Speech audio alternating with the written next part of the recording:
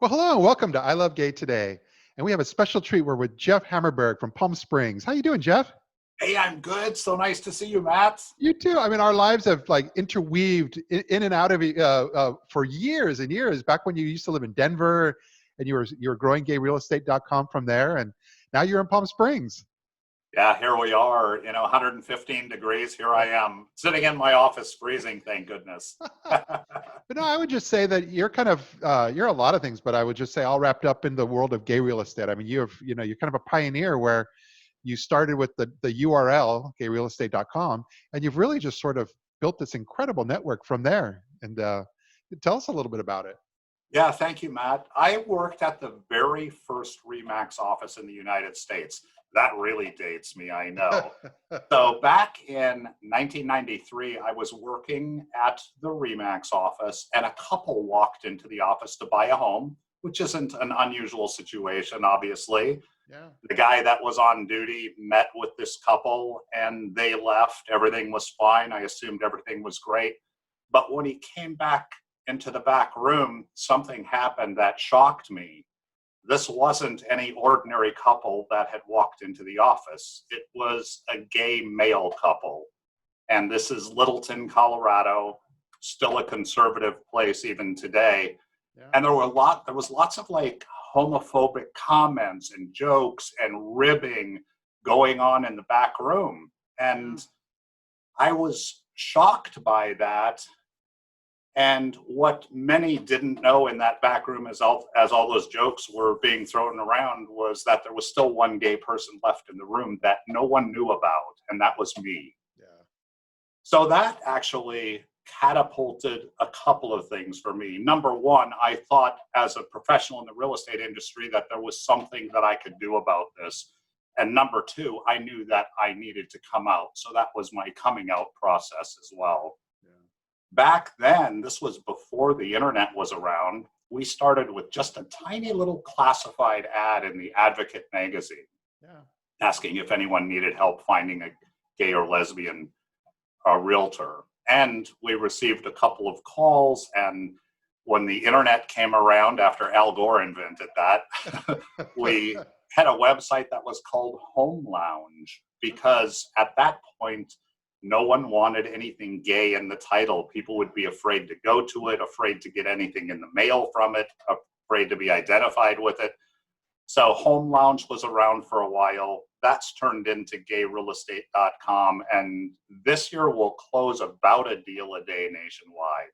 Wow. We have about 2,000 agents on the website. And, it's been a gift for me, and it's really been an amazing opportunity for us to be able to spread the word about LGBTQ housing issues and rights across the country. Well, that's it. I mean, you've built a business that allows people to be able to have direct contact finding an LGBT or LGBT-friendly realtor in their area that they can work with and feel comfortable with. But from there, I've noticed that a lot of your marketing efforts, because you've kind of got that nailed down, you've got that really well figured out. But now you're putting out a lot of things out there that have really been trying to share and enlighten people as far as some of the rights that we have all around the country when it comes to discrimination and getting a mortgage, or the fact that you can be kicked out of an apartment and so forth. But it's wonderful to see that side of your business is really kind of like merged with the core piece as well. Yeah, thank you so much, Matt. And I mean, really, that's what it's all about, right? For each one of us in the LGBTQ community to do what we can in our little circle of influence. Mine happens to be real estate. It's interesting, with the recent Supreme Court ruling, my mom had mentioned, I didn't know, you could be fired from a job for being gay. And I said, Mom, if I drive from California back to Minnesota to visit you, every time I cross a state line, my rights change. Yeah. And she was shocked by that. And it shocks me still even today. So at gayrealestate.com, my focus and our focus has always been primarily on residential real estate and what we can do there, because the fact is you can still be kicked out of your apartment or rental home in 28 states across these United States just for being gay. Yeah, it's There was insane a and hard to believe. It's hard to believe. There was a recent survey done, and I can't think of who did it. Someone can email me if they'd like the backup information on this. But an LGBTQ couple or individual is 73% more likely to be denied a mortgage than a heterosexual person or couple with the exact same financial picture. Yeah. Though there's stuff like this still happening today, you think, wow, it's 51 years after Stonewall, and here we are, this stuff is still happening.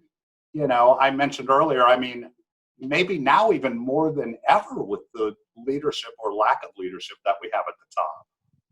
My husband and I ran into that even in 2013, in the middle of the Obama years, and in New York City, we really felt like, we have arrived, and we're trying to rent an apartment in New York, and everything was perfect. We had everything exactly where they wanted, what they wanted.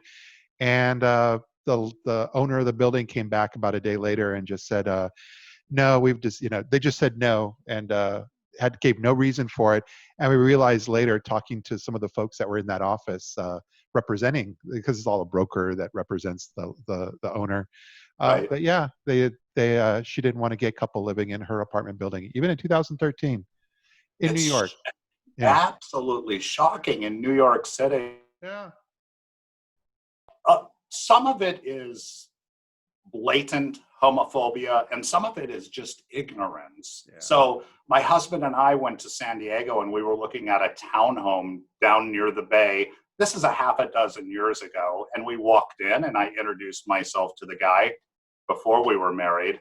I said, "This is my partner, Merlin." And the guy said, "Oh, you guys are in business together?" So what gayrealestate.com does is it takes away those uncomfortable conversations. None of us should have to explain ourselves. We shouldn't have to explain our relationships. On the most important purchase of your life, and likely the largest purchase of your life, it's nice to know that you're working with someone that stands in full support of who you are. Yeah. Full support. Not someone that's going to be nice to you because you're going to buy a home. I personally want to know that this agent that I'm buying a home from, that's going to earn an $8 or $10 or $20,000 commission, is not writing a check to Donald Trump's campaign. Oh yeah. No, we bought a house in Allentown last year, Allentown, Pennsylvania, of all places, and we had a gay couple realtor taking care of us. They did a fantastic job.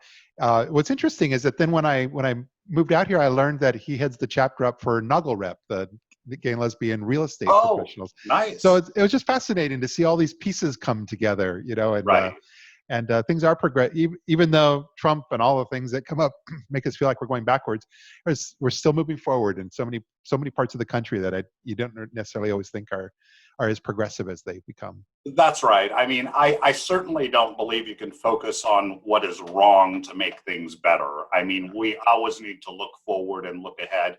And as LGBTQ people, that's what we've had to do our entire lives, right? Yeah. To believe, to hope, to know, to fight, to work for what it is we want. Yeah. So, but you're getting the word out another way. You have a podcast now too, right? I do have a podcast. Kind of my secret love is the law of attraction. And the law of attraction is, just briefly, the law of attraction is like any other universal law, like the law of gravity. Says if I drop a heavy book, it's going to fall to the ground and hit. The law of attraction says that our thoughts followed by emotion will manifest in our life. So what we think, how we're speaking, the emotion behind it, we can actually manifest what it is we want in life. So I've had almost 1 million listeners. It's anchor.fm / the law of attraction. If anyone would like to listen to it, it's twice a week just for 5 minutes. So that's been fun for me. I'm going to have to check that out. But no, I think this is amazing. And I love the work you're doing. And The last time I was in Palm Springs and we did a seminar, I know you were there with me. So I look forward to those opportunities again when I come back to Palm Springs and we can hang Oh, out in the real world again. I mean, right. It's always so great to see you, Matt, because Pink Media, your company, pinkmedia.lgbtq, LGBT, is, I show up to these things, a guy that has been in the internet business since the internet has been around. And I always learn something from you. I always have my notepad. I'm like, oh my goodness, man, this Well, information. thank you. I love it. So Thank you so you're a much. wealth of knowledge, and thank you for that, and an inspiration. Well, it's my passion. I want to do this until I retire. I've decided that this is my love. Well, you do it well, so that works out for me. Well, thank you. So no, I look forward to seeing you again. And but in the meantime, no, just thanks for sharing some of this info and understanding of what you do with our audience. And look forward to catching up soon. I appreciate being on, Matt. All the best to you and your listeners. Thank you. You too. Bye bye now.